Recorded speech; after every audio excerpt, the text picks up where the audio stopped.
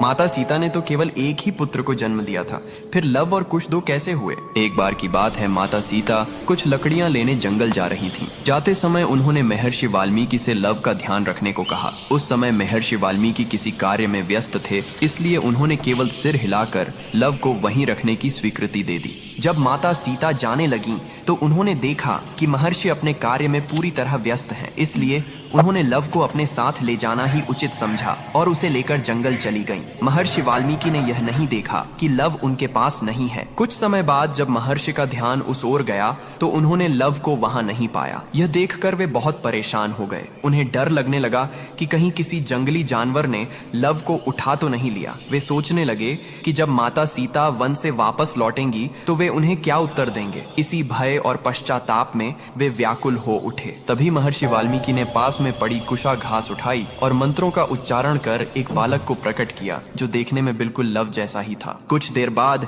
जब माता सीता वन से लौट कर आईं, तो महर्षि ने देखा कि उनके हाथ में लव पहले से ही मौजूद है। यह देखकर वे आश्चर्यचकित रह गए, लेकिन माता सीता उस दूसरे बालक को देखकर अत्यंत प्रसन्न हुई, क्योंकि वह बालक कुशा से उत्पन्न हुआ था, इसलिए उसका नाम कुश रखा गया।